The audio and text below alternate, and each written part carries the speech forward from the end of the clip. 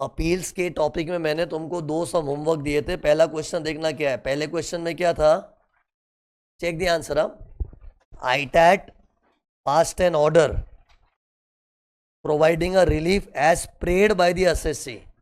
as prayed मतलब उसने request किया था कि मुझे रिलीफ दे दो। ये लैंग्वेज ऑब्जर्व किया, ऑब्जर्वेशन तगड़ा होना चाहिए, अपने आप अपनी लैंग्वेज हो जाती है। अभी क्या ये वर्ड को कोई लाइटली लेके आगे निकल गया, ऑब्जर्व करने वाला सोचेगा यार लिखा यार प्रेड बाय द असेसी, तो मैं भी ऐसा लिख सकता हूं। तो ये लैंग्वेज डेवलप करो ना। और ऑर्डर कब पास किया था? 7 जून 2024। फिर on 13 December 2024 ITAT found a mistake apparent from the record and immediately rectified the mistake and passed an order. ये कौन सा ऑर्डर है? Rectified order. अरे तो पहले 7 जून को कौन सा ऑर्डर पास हुआ था? ओरिजिनल ऑर्डर पास हुआ था, ओके। एंड फिर रेक्टिफाइड ऑर्डर कब पास हुआ? 15 दिसंबर 24। अब पूछ क्या रहे, is the order pass bye tribunal barred by limitation, मतलब वो टाइम लिमिट के बाहर चला गया है। बार्ड बाय लिमिटेशन मतलब टाइम लिमिट के बाहर चला गया है। तो ये टाइम लिमिट के बाहर चला गया कि टाइम के अंदर ही हुआ है? तो इसके लिए टाइम का नॉलेज होना चाहिए ना। और अपना टाइम का नॉलेज क्या बोलता है? आईटैड, और ये ओन मोशन पे रेक्टिफाई किया ना, it should be done with in 6 months from the end of the month in which order is passed. तो आईटैड का ओरिजिनल ऑर्डर कब पास हुआ था? 7 जून। तो इसका एंड ऑफ द मंथ क्या हो गया? 30 जून। उसके बाद गिनो, जुलाई, अगस्त, सितंबर, अक्टूबर, नवंबर, दिसंबर, 31 दिसंबर तक रेक्टिफाई कर सकते। और इधर तो 15 दिसंबर को रेक्टिफाई हो गया है, तो it is with in the time. तो इधर आंसर में 2 चीज मेन आनी चाहिए। एक तो अपने को प्रोविजन लिखना है कि आईटैट के ऑर्डर में कोई अपेरेंट मिस्टेक होती है तो it can be rectified by the ITAT on its own motion within 6 months from the end of the month in which order of ITAT was passed. So accordingly, the time limit for rectification comes to 31st December. And in this case, the rectification done on 15 December, which is within the time limit. Hence, it is not barred by limitation. ये क्या था? It is not barred by limitation. वो exam में जो style में पूछा है ना, वो स्टाइल में एड्रेस भी दे दो आंसर उसका।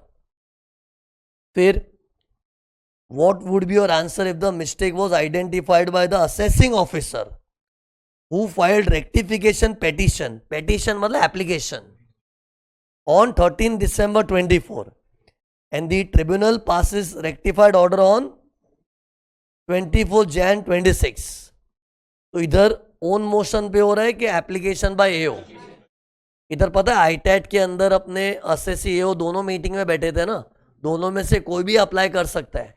तो इधर एओ ने अप्लाई किया, ठीक है करो, लेकिन अप्लाई करने वालों 6 महीने में अप्लाई करो, रिप्लाई कभी भी आ सकता है। और 6 महीना वही सेम, और अपने 6 महीना गिने ना, गिन के 31 दिसंबर तक चल रहा है, तो 31 दिसंबर के पहले अप्लाई करना है। और कब हुआ था? 13 दिसंबर। तो परफेक्टली टाइम पे अप्लाई हुआ है। और रिप्लाई कब हुआ है वो चेक भी मत करो, because there is no time prescribe for reply, okay. ये जो सॉल्यूशन बने हुए हैं ना, ये मैं ऐप में जब तक अपनी प्रॉपर बुक नहीं आ रही है ना, क्वेश्चन आंसर की प्रिंटेड बुक, तो ये सॉल्यूशन तुम लोग को ऐप में मिलेंगे, उसको चेक भी किया करो, एक बार रीड कर लिया करो कैसे लिखा हुआ है। तो ये क्वेश्चन 1 था। फिर क्वेश्चन नंबर 2 देखना, क्या लिखा? डिस्कस द करेक्टनेस और otherwise of following propositions in context of income tax act. Correctness और अदरवाइज मतलब ये जो 4 वाक्य लिखे हैं, करेक्ट है कि इनकरेक्ट है, ट्रू और फॉल्स। इधर बच्चों की तरह ट्रू फॉल्स खाली लिख के नहीं आना है, रीजन देना है। क्योंकि क्या लिखा? डिस्कस, ऐसा नहीं बोला state whether correct incorrect, discuss. Discuss मतलब discuss, discussion is always short के लॉन्ग। लॉन्ग लॉन्ग मतलब इतना लंबा पकाना नहीं है, लेकिन थोड़ा एलाबरेट करके लिखना पड़ेगा। तो पहले क्या था? फर्स्ट स्टेटमेंट क्या? ITAT is a final fact finding authority. ये सही है कि गलत है? करेक्ट। तो क्या लिखना चाहिए? This proposition. देख लैंग्वेज कैसे बना रहा, मैं क्वेश्चन से उठा रहा हूं वर्ड। फॉलोइंग प्रपोजिशन लिखा था ना, तो क्या लिखना चाहिए? This proposition is correct because if the appeal is on question of law, sorry if the appeal is on question of fact the judgment of ITAT is final. इतना ही लिखना है कि अगर अपील क्वेश्चन ऑफ फैक्ट की होती है तो आईटैट का जजमेंट फाइनल है. तो फिर इसको अगर फाइनल फैक्ट फाइंडिंग अथॉरिटी बोल रहे हैं तो सही बोल रहे.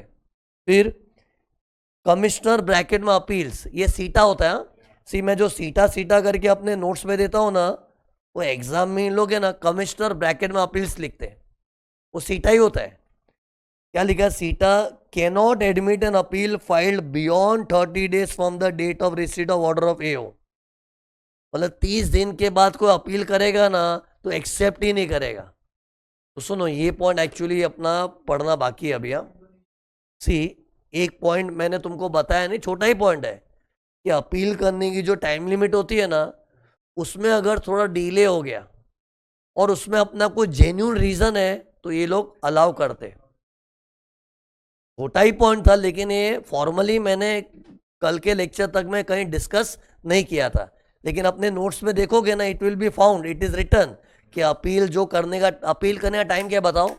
सीटा में 30 days, आईटैट में 2 महीना, हाई कोर्ट में 120 दिन, सुप्रीम कोर्ट में 90 days. तो इतने टाइम में जो अपील करनी होती है ना, जनरली इन लोग इसको लेके बहुत कट्टर है.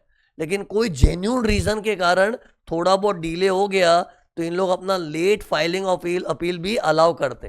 ओके, बट सी ये अलाउ करते टेक्निकली बोल सकते एग्जाम में अलाउ करेंगे if there is a valid reason. Practically real life में क्या होता है मालूम है? इन लोग बहुत खड़ूस होते हैं. क्यों मालूम है? क्योंकि इतने सारे लोग अपील करते हैं, उसमें लेट लतीफ लोग को भी चलाने लगे तो बाद में अपील तो बढ़ते जाएगी ना.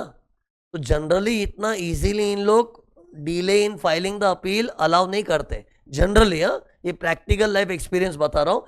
बाकी एग्जाम में कल को क्वेश्चन पूछे ना कि अगर अपील फाइल करने में डिले हुआ तो अलाउ है क्या, तो क्या लिखना चाहिए? It can be condoned provided the delay in filing the appeal is due to genuine reason. तो इधर तो क्या लिखा था?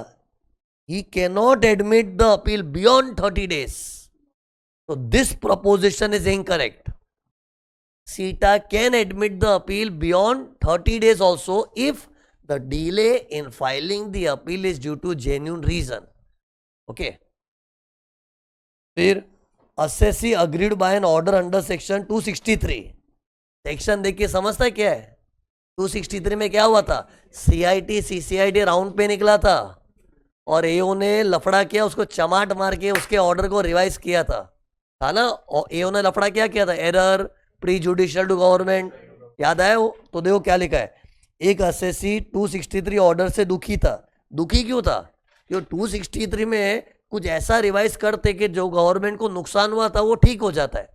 तो गवर्नमेंट का नुकसान तो ठीक हो गया, लेकिन असेसी को दुख होगा. तो क्या लिखा है? वो दुखी आदमी अपील कर ही नहीं सकता है, ऐसा लिखा है, कर ही नहीं सकता है. गलत है ना यार. मैं खुद पढ़ा के गया हूं तुम लोग को कि अगर 263 में कोई नाराज है तो अपील डायरेक्टली टू आईटैट. तो क्या लिखना चाहिए? This proposition is incorrect because an assessee is agreed by the order under section 263 can file an appeal to ITAT. और चाहिए तो नॉलेज दे दो एक्स्ट्रा, टाइम लिमिट भी बता दो. With in 2 months from the end of the month in which 263 order was received. 263 के खिलाफ appeal कर रहे हैं ना, तो ऑर्डर जब रिसीव हुआ वो महीने के एंड से 2 महीने में अपील कर सकते हैं टू आईटैट. फिर क्या लिखा है? The commissioner of income tax can revise an order passed by AO within 2 years from the end of relevant AY if the order is erroneous and prejudicial. सब ठीक ही लग रहा है यार. ऑर्डर एरोनियस है, प्रीजुडिशियल है, तो सीआईटी रिवाइज कर सकता है, ये तो मैंने पढ़ाया था. लेकिन इधर कुछ गड़बड़ लग रही है, मालूम है? बराबर ही है. Revise an order pass by AO, AO का ही तो ऑर्डर रिवाइज होता है. तुम लोग क्या सुन के गए मुझसे? कल मैंने कैसी एक्टिंग की? तुम लोग सब एओ लोग हो, तुम लोग के ऑर्डर को मैं रिवाइज कर रहा हूं. सब सही लिखा है, टाइम लिमिट गलत लिखा है. वो पकड़ होनी चाहिए बच्चे के पास, वैसी दिव्य दृष्टि होनी चाहिए कि वो गलत चीज पकड़ पाए. इधर टाइम क्या लिखा देख? 2 years from the end of relevant AY. पागल आदमी, इसको आता ही नहीं. इसको बोलो प्लीज रिवाइज एंड कम. अरे 2 years from the end of relevant AY नहीं है, क्या है बताओ तो? End of the year in which erroneous order was passed, मतलब जिस ऑर्डर में एरर है वो ऑर्डर जब पास हुआ था ना, पास, उस साल के एंड से 2 साल। और ये भाई साहब लोग क्या बोल रहे हैं, from the end of relevant AY, तो गलत है ना ये। तो क्या लिखना चाहिए, this proposition is incorrect because CIT can revise the erroneous order within 2 years from the end of the year in which order containing error was passed and not from the end of the relevant AY. Okay. तो ये question 2 था homework वाला। तो अपना homework discuss हो गया, अब आगे बढ़ते हैं सी।